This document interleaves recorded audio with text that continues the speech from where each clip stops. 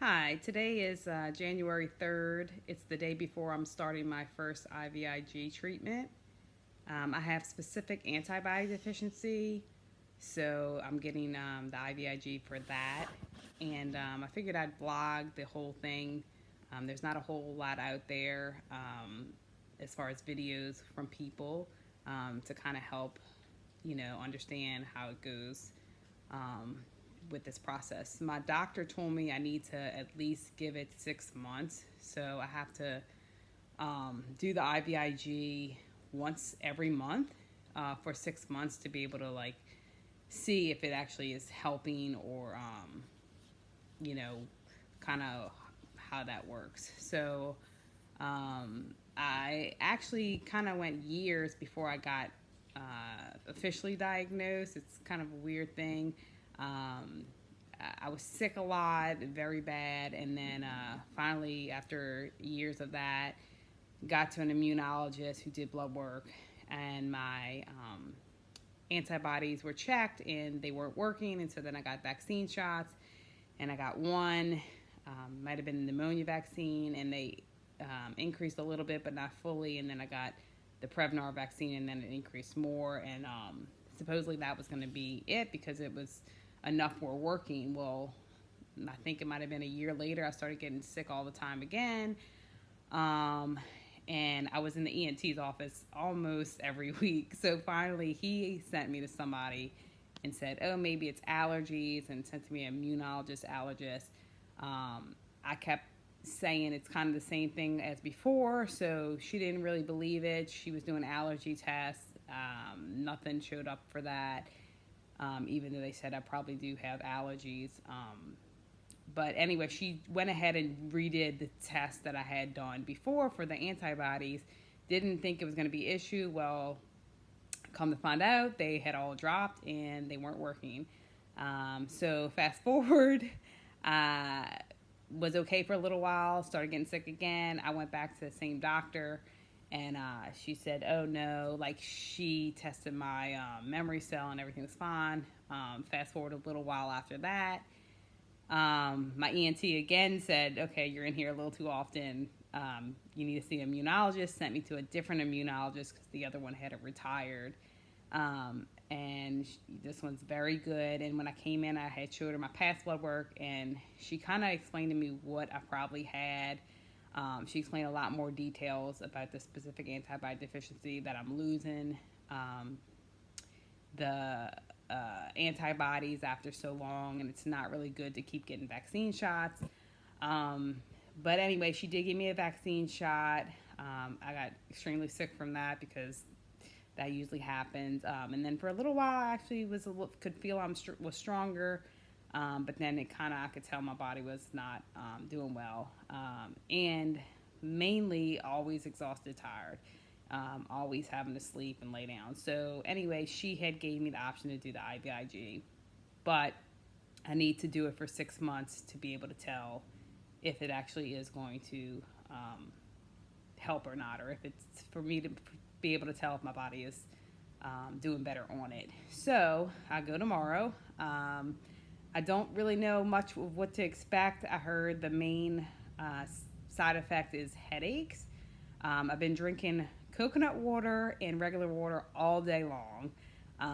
They said if you hydrate, that helps a lot without to not get the headaches, and also the nurse had said it helps with my vein getting the IV. So I've been drinking a ton. I've been going to the bathroom every half hour almost.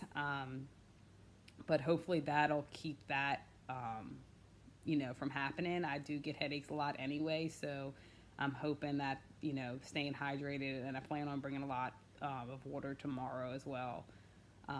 So I packed a bag for tomorrow. I have a blanket in it. I have a pillow in it. I'm going to put a book in there. I have my iPad, which I'm using now, but that's going in there. Yeah, so, it's supposed to be 6 hours. I think I have 30 grams or 30 milligrams. I can't remember, but she said the first time goes a little bit slower of infusion. So she said plan on 6 hours at least, maybe a little bit longer. But eventually I might be able to go like half a day, so maybe 4 hours or something. So I have all that planned. I have the movies downloaded because I don't know what I'm gonna do, and hopefully that'll help me relax, because I know needles in my arm, I don't think I could take that too well, but so hopefully I'll can stay occupied with all that. And so I'll probably take a video after to show you how it went and what any side effects that I did get. But anyway, this whole week I've kind of what I've done is stay hydrated, drinking a lot of water. They said especially the day before, the day of, and the day after. But I've pretty much tried to drink all week, and especially today, a ton. And I'll be bringing water and coconut water with me tomorrow. And then, continue to do that and see how that helps, and I'll let you know. But yeah, so I'm really not nervous. When I first heard about this a long time ago, when they thought that's what I had, the first doctor actually told me about this before I had got the vaccine shots, and I did not want to do it. It was not something that I would ever want to do because, one, I don't want something foreign going in my body. I can't take needles. I pass out if I get a shot, so it's not something I really wanted to do. I was kind of really upset about it, and then when I got the vaccine shot, I kind of got happy because I thought that solved the problem, but it didn't. So it's been years since that first time, and just kind of learning more about it.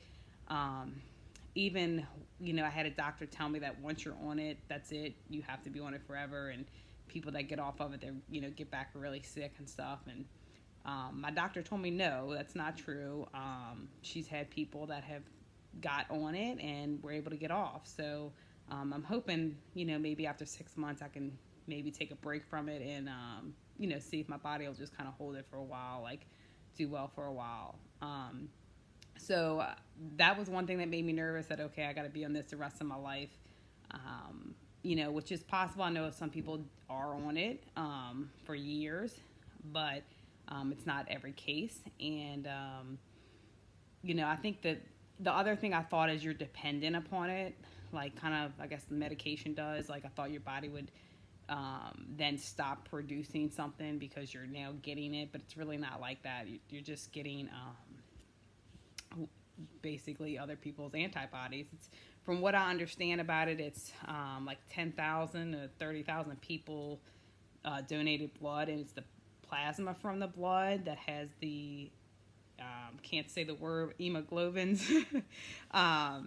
And I'm going to be getting that intravenously. That's why it's called IVIG. So basically the IG part is the stuff that I'm getting. Also, another thing that I'm hoping works out, and I didn't know about this, but I found out about it through like a support page. There's kind of like an assistance program. They have a copay assistance program if you have insurance. Like my insurance is going to cover this, but I have a big deductible, and then I have not a copay, but like co-insurance, I guess, or I have to pay 10% after, and this is kind of an expensive thing. So they have this program through the drug manufacturer, I guess, and I called them today, and they'll cover, up to a certain amount every 12 months for the IVIG. So they said all I need to do is the place that I'm getting it at has to submit a claim, and then they'll give them a check. So hopefully it's that easy. I'm going to find out tomorrow. I'm going to give them the information, and if so, that is going to help me a ton, because I was going to hit my deductible on day one, plus more than that. But I'll let y'all know about that as well. And so I think that's it for now. I'll get back on tomorrow and let you know how everything went. All right.